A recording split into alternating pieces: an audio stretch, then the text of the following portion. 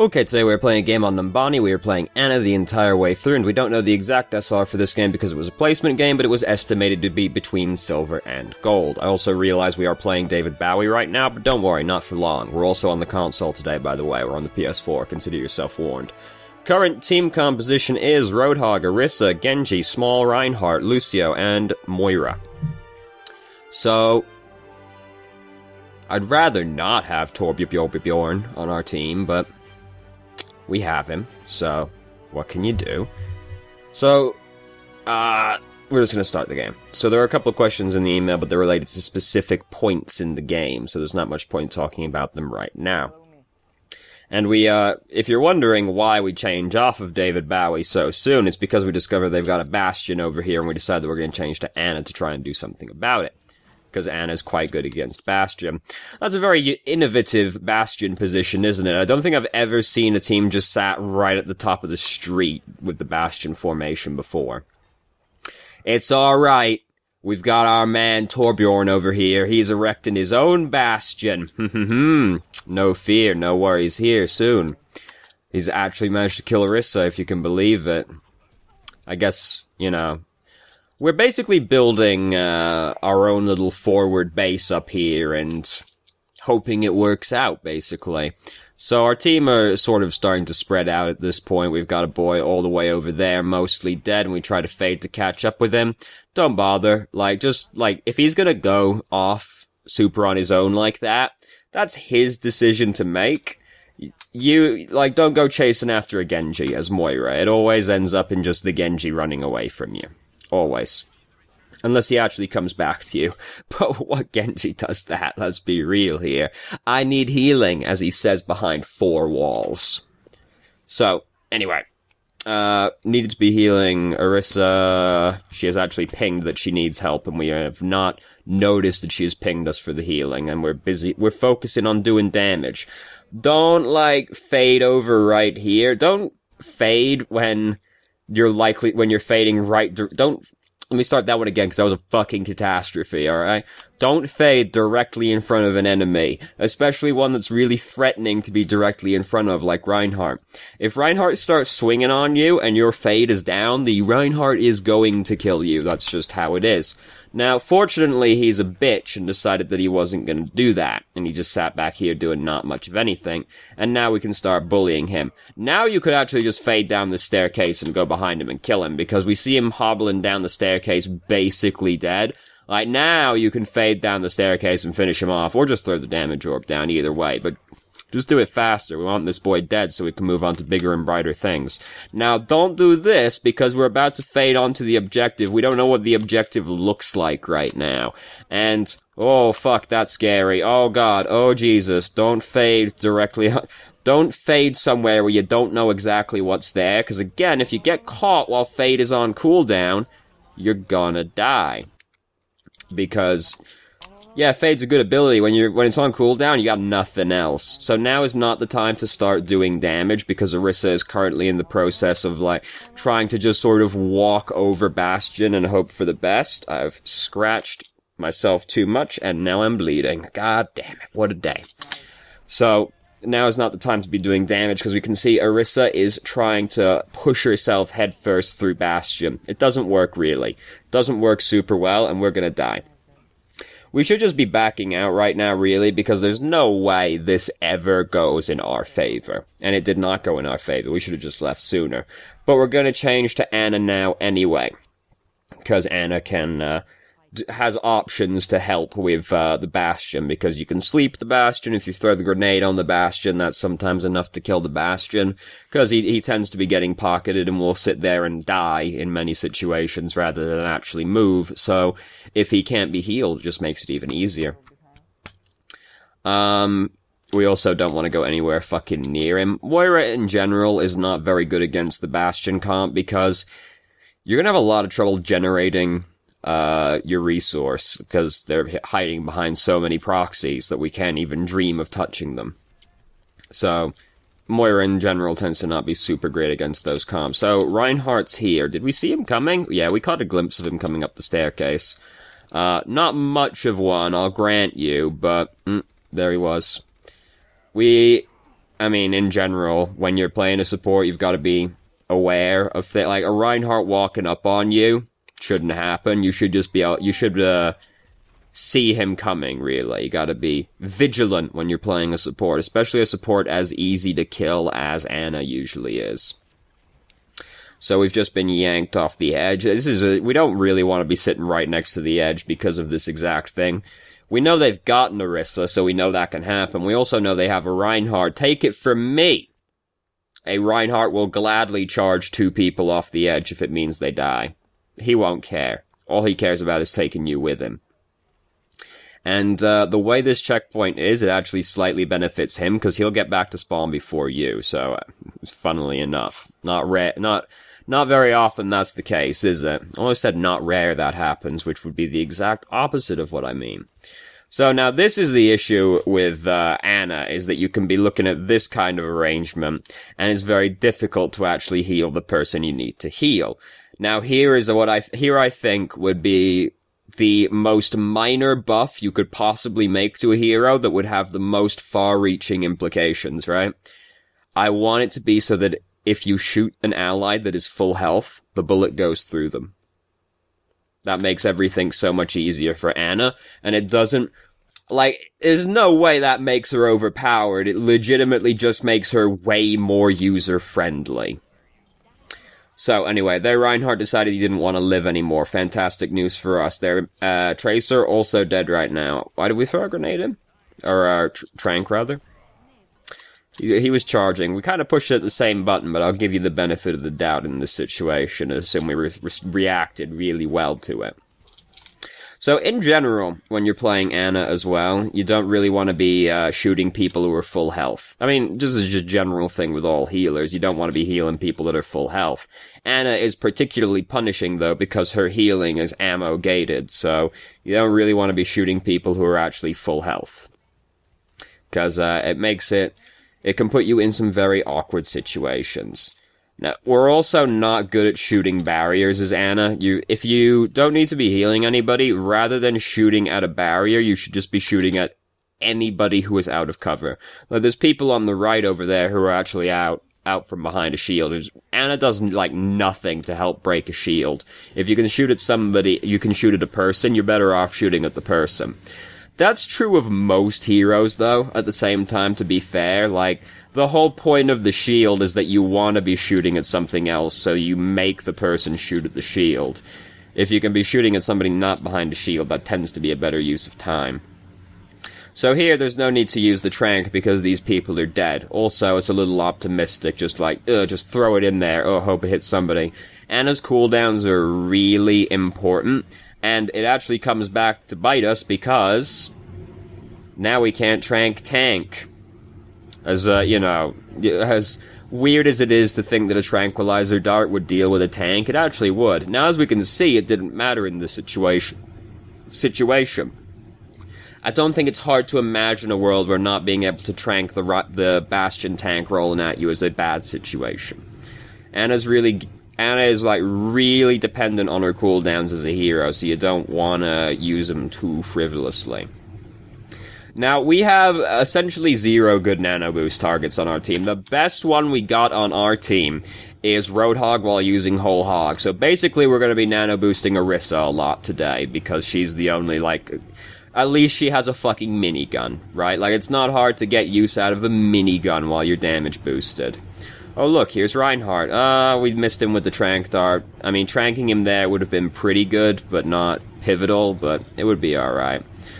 I can understand nano boosting the Orisa here, but at the same time, you don't need to, really. Like, this Reinhardt, he's gonna die regardless of the nano boost, and there isn't that much else going on right now.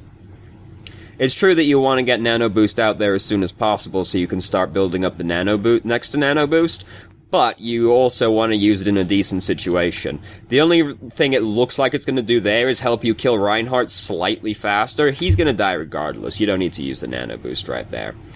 So Tracer comes up, chucks the pulse bomb on the windshield, and then leaves. Real productive use of company resources. Now she's fucking dead. Did she get punched? Fucking sit down, Tracer. Anyway. So they delayed it a little bit. Oh, look, they're coming out to fight over the objective that they've already lost right now. An optimistic trank. The optimistic tranks tend to be rewarded with not very much, so not usually super recommended. So here, right, McCree up there, probably mostly dead, because we can see he's actually getting targeted by Torbjorn's line. Just, like, get a shot in on this boy, because he's in a real easy position to shoot, and there isn't very much else for you to do right now, really, because everybody else is, like, currently pretty healthy. You also could actually throw your grenade at him, because he's right next to a wall, so it'll be really easy to hit this guy with the grenade, and then he is basically dead. Didn't need to chuck it at Roadhog. Roadhog's gonna be fine, so we could have instead chucked it up at him, or just shot him and seen if that killed him, but anytime you can kill somebody, that's a good use of company resources, because there is nothing more impactful you can do than remove somebody from the enemy team from the game, because it is just really hard to win a fight where you're down a person. So, even if you're playing a support, if you got an opportunity to kill somebody, that is probably the best thing you can be doing with your time right there. Didn't hit the attack visor with a trank, that's very sad indeed. Also, didn't heal Torbjorn. Looks like we saw him and then overcompensated. Anyway, I'll give you the benefit of the doubt. No, I haven't. I thought I had passed the point about the question in the email, but no, not yet. So, we are trying to just sort of push our way through here right now, and limited options to make it easier to get through in areas, and it's basically all about getting a good grenade or a trank in there. We haven't really had many sick opportunities to do so yet. And as we can see, now we're starting to roll over them. We got Nano Boost. Again, don't be healing people who are full health, because again, your healing is ammo gated. You don't want to be healing people who are full health, because it puts you in an awkward position. Sick Trank managed to save Orisa from getting hit on the other end of the hook. Here's where you just boost Orisa, because this is hopefully the last fight, and Orisa is the most impactful person we can nano boost. We want this to be the last fight, like we're right here. Roadhog started using Whole Hog. Just throw it on him, throw it on her, either way, just get it out there sooner. By the time we use the nano boost, the fight's already over. Right there, I just nano boost the Orisa as soon as she gets hooked in, but if you decide not to do that, you just nano boost the Roadhog as soon as possible, because Whole Hog nano boosted is a fucking lot of damage. Either way, just get it out there sooner. You want that to be the last fight, so you just commit the ult to it to try and make sure it's the last fight. So now we've got Torbjorn and Bastion. Sadly, Torbjorn cannot upgrade Bastion's turret form. Now that would be a pretty sick synergy, but sadly, no. And by sick, I mean actually, like, bubonic plague levels of terrible. It wasn't the good meaning of sick, no sir.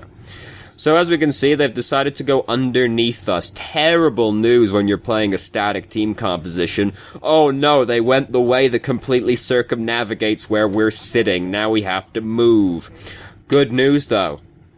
Someone on their team's picked Doomfist. Ha ha ha. So Bastion's dead now. Bastion did in fact decide just to jump straight down over the edge. You have to start trying to heal that boy. You're gonna have to actually just, like, look over at him and start healing him, because a Bastion that has just jumped down like that, he is fucking public enemy number one. They are gonna be sending out the hounds to deal with him as soon as possible. You gotta actually just, like, try and heal him, and not worry about, like, the rest of the stuff happening in that position. Because unfortunately, the way our comp is, right, Bastion dies, we're fucking done for, so we gotta make sure he doesn't die. That's the good thing Ana has going for her. She does a lot of single target healing, so not the most, sadly. It's because that's still actually Moira. But she does a lot of single target healing, so we do want, if we've got somebody important to keep alive, we want to make sure he stays alive. Now we chuck this at the shield, just kind of like hoping he takes the shield down. Maybe we tried to slip it under there while Halt was happening. But either way, it's kind of just like, I hope this works, and just sort of, I hope he takes his shield down. And again, your cooldowns are really important. Like, the way Ana actually wins games is basically by use of her cooldowns, because they're the most impactful part of Ana. Because the Trank, assuming it lands on a decent target, that person should be dead. Like, that should be a guaranteed kill. And the grenade just has great ability to swing team fights one way or the other, because if you can hit a bunch of... Ideally, you can hit your team and the enemy team with it. Like, if... The old school example, if you can hit your Reinhardt and the enemy Reinhardt with the healing grenade, you probably win the fight, because suddenly their Reinhardt is basically sentenced to death and your Reinhardt can't die. And if you can just hit like a lot of your teammates or a lot of the enemy team with it, usually you win the fight. Like, Ana's cooldowns are really important. Again, we throw the Trank out there just kind of hoping it hits somebody. Fucking feels good, man. Hole in one, found the Doomfist. Nice. Were we trying to heal Torbjorn's turret?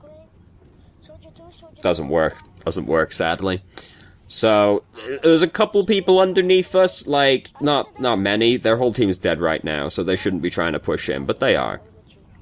We don't want to jump down here, because we are playing Ana. In general, we don't really want to stand over here. Like, standing over on this balcony is pretty sick for Ana. Now, caveat, if they've got a Winston, you'll probably be pretty sad about it, because he'll jump straight up there and try to kill you. If you've got somebody sitting up there with you, that's no issue. But this balcony is like the dream place to stand as Ana, because you can see everything, and it's hard to get to that area unless you are somebody like Winston. If you got like a soldier on your team, oh my god, try and get that boy to stand up there with you. If you got an Orisa with you, try and get him to stand up there, because that's like the greatest place you can stand as a long-range hero on this map. You see everything, and it's really hard to get to. They have to get you off, but like the position it's in, if you're not like a vertically mobile hero, you can't do it. So, anyway. We've got Nano Boost, we just sort of chuck a grenade out there. We gotta walk all the way back, may as well. I remember seeing, like, a really long time ago, a video, or it might have just been, like, an Imager album of all the places where you can, like, throw Ana's grenade coming out of spawn to get to hit your objective. I don't know what happened to that. So, anyway. Optimistic Trank. There's like no way that ever hits anybody because Diva's gonna walk around this corner, so that's like super optimistic. She has to like just stop moving for that one to hit her. And we'd rather have it for him. So we do get the nano boost out there before we die, but unfortunately also if we're not there to heal that boy, he's probably going to die regardless because we're the team's healer. Right? Like, if, well, we got, oh no, we don't have Lucio. I thought we still had Lucio. No, we're our only healer. So if we nano boost somebody and we're not there to heal them, they probably die regardless. That is not always true, but usually the person who has been nano boosted needs healing to actually get much out of the nano boost, because the whole point of getting nano boosted is you go in. Now, Bastion's not gonna go in. Feels good, to be fair. But still holds true. Usually the person who gets nano boosted is the focus of the enemy team, and they want to go in usually. So if you're not there to heal them, or the other healer isn't there to heal them, they probably die even though you nano boosted them, because the whole enemy team is going to turn on them. So that's like the perfect situation right there. Unfortunately we missed the Trank on the Bastion, which is very tragic indeed. Doomfist is showing how good his hero is right now. Anyway. So, our Bastion currently using tank form, Bongo on the ground, everybody's having a great time. Bastion, he showed that Bongo. That Bongo's gonna be thinking twice before it messes with Bastion ever again. Bastion died though, so it's okay though. It's about sending a message, and I think killing the Bongo has a very clear message. No more fun. Now I just want to go back and examine this particular moment in agonizing detail, right? So Doomfist, he thinks to himself, alright, enemy team composition, super static, takes them a long time to move. My ult really good at landing on them, so I'm gonna use it. What am I gonna use it to kill? Torbjorn's turret. What about Torbjorn? No, he's got legs. Short ones, albeit. He's gonna move out of the way. It's not feasible. Bastion, he's currently in recon form. Can't kill him. Not feasible. Why don't you wait for him to turn into turret form, then I'll... There's no time! What about Orisa? What if she uses Fortify? It's gonna have to be Torbjorn's turret. There's just no other possible option for this ultimate. No, sir. So we nano boost Bastion right here. That's fair enough. It's probably good enough to win this fight because their team composition is relentlessly terrible. And they have basically nothing on their team that can deal with Bastion. Like, think about it, right? They got nothing. Did they change it so Doomfist's punch actually takes him out of turret, Doomfist's punch takes Bastion out of turret form? Because I know that used to not work, but I don't know if that currently works. Answers on a postcard, please. So maybe they've got one method of dealing with Bastion. That's it. They got nothing else. So you nano boost Bastion in that position. Yeah, he probably wrecks the whole enemy team. Now we're looking at this boy. I want to draw your attention to the Bastion in recon form over here, who is trying to buckle down. Now, we throw the trank at this lady. Bastion's buckling down right behind us. I want him tranked instead. Especially since he decided to do this. It's alright. He's bad. Someone on their team left the game. This is how you know we're on console, because this boy was like, fuck, I tried like 3 usernames and they're all taken. Keys. There we go. That's what I am right now. 3-2-3-1-2. So anyway, gotta be aware. Gotta see the whole screen. The Bastion's coming over. He's gonna try and buckle down. I want him tranked. Genji currently using Dragon Blade, just decided he didn't want to kill us. He definitely could have done, he just decided not to. Very obliging of him. We missed the trank, but that's just how it is. Like, if they're coming at you, in Dragon Blade, or Tracer's coming at you and you gotta just trank them, probably doesn't work. You just roll the dice and hope. So I want to draw everyone's attention now to this baby diva right here. Just kill her. Your grenade just came off cooldown. Just kill her. Just throw the grenade at your feet. You can even get get her and Bastion and yourself with it. Like, if you just take a step forward. Like, kill this diva. Just like, I know we want to make sure this boy doesn't die. He's not going to die right now. Especially if your grenade hits everybody. Just like, kill the baby diva back there. Because we want baby diva dead. It's a very simple train of thought. I just want baby diva dead. We never even actually noticed that she was behind us. Could have killed her. So as we can see, here we got Sombra. Now, Sombra can actually deal with Bastion because hacking Bastion takes him out of turret form. So as we can see over here, Farah killed Hanzo, then killed herself. She was so over distraught. What a terrible sentence. She was so distraught with grief and remorse at her actions, she had to end her life right afterwards. She was basically like, yo, Hanzo, you killed your brother. This is what you should have done, right? Anyway. Sort of a grim train of thought to go down, really. So Bastion's over here. We didn't notice that he was here. We should have tranked him sooner. We got away with it all, just barely, though.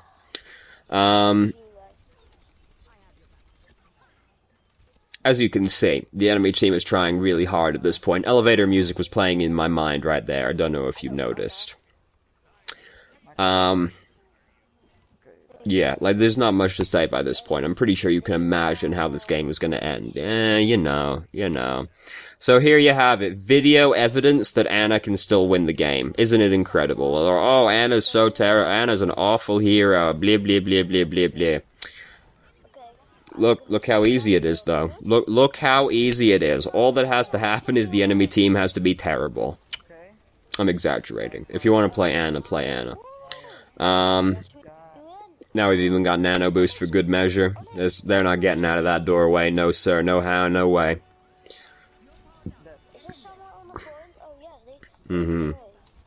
By the way, just so everyone knows, Bastion is a 12-year-old boy, and he has been talking essentially non-stop this entire way through.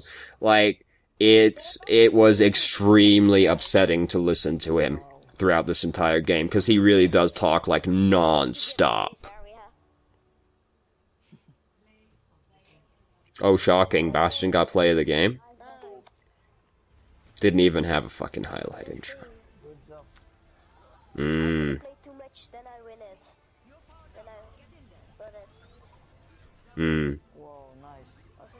Wow. What a high skill play. Good heavens. He sure showed them. 29 kill streak. That's pretty high. I mean, you know, the numbers are kind of high in general, considering it was, game on Numbani that got decided on the street phase. That's a fucking rare cryptid right there, isn't it? So I did sort of overshoot the questions in the email, I just realized, because one question was, we captured the first point with just a couple seconds left. Was there anything I could have done to break this bunker faster? I don't think so. Like, the whole way that Anna breaks bunkers faster is just by finding ways to slip her abilities through the cracks, but like, I don't think there were any particularly, I didn't see many opportunities that you didn't take. Could kill like the McCree and stuff like that, but like, I don't think you break the bunker faster as Anna in that situation, no. You just do it by slipping abilities past people, because your abilities are very strong. And there weren't that many great opportunities. And then the second question is, should I have played far more back in the second round? Now, that depends on what you think the enemy team composition is in that round, because the street phase on Numbani in general, there are a few ways for people to sneak up on you, right? And if you're on the second or the third checkpoint, they can sneak up on you pretty easy. The third checkpoint, they gotta kind of work at it a little bit. If they got a Sombra, she come up on you. The thing is, with the way Anna is, that if you get attacked, if you get taken by surprise by certain heroes, you just die to them, right? Like, if Genji sneaks up on you, if Tracer sneaks up on you, if Sombra sneaks up on you, they're meant to kill you in that position. So if you think that the enemy team has, like, that type of hero on it, you actually don't want to be that far back, because you'll probably need your team to help you. Similarly, if they have, like, a Winston or a Diva, people you're expecting to dive you probably need your team to help you in that situation. You don't necessarily, but like, Anna is weak to dive heroes, so if you think that you're gonna be flanked, then no, you don't want to play that far back on the second round. In fact, standing roughly where we are is probably fine if you're expecting to be flanked. And as we saw, they had like Sombra and Tracer and Genji at various points during that round. So standing further back during the street phase can end up getting you killed, because they can just come through the clothes store on the right-hand side, and like, bam, they're right on top of you, and you've got like very little warning that they're there, unless you're just very actively checking the hallway. So standing roughly where we were is actually probably fine, because we knew they had, like, flanking heroes. If you don't think they have flanking heroes or dive heroes at all, standing far back is, like, great. Because if they have, like, a slow grinder comp, right, where it's, like, fucking Orisa, Reinhardt, Soldier, McCree, right? If you're just sitting really far away from that team, there's nothing they can do to you, because you can just be outside of their effective range, and you're still within your effective range because you're a sniper hero. So, if they've got, like, no dive heroes, no flanking heroes, you want to sit as far away as possible, because you can just sit outside the enemy team's reach. But if you're expecting it to get dived, you probably need your team to help you, so you probably do want to be closer in those situations. Anna is one of those heroes that does okay close up and okay far away, like, because her abilities give her a certain amount of leeway, and projectile hero unscoped, like being closer, how, like, Anna's not terrible up close. Ideally, she gets to sit very far away and just, like, have a great time. But you probably need help. Also, if you have, like, a hero that's gonna be sitting back there with you, like a soldier, and you can both just sit really far away from each other, from the enemy team, and you can help each other if you get dove, right? So, if you got a soldier who can stand really far back with you, that's the dream. Or you've got, like, a Zenyatta, even. If the other support will sit back really far back with you, then you can help each other with the dive as well, so then you get to sit far away. But otherwise, you want to be close, usually. So, anyway, hopefully that answers your questions. So, thank you very much for watching. If you did, if you've got any questions, feel free to ask. I'm more than happy to answer. If you felt I answered your questions from the email inadequately, let me know. I'll try to expand further. If you haven't already, join our Discord, and you can ask questions more directly. You can have a conversation about it as well, and I hope you found the video helpful.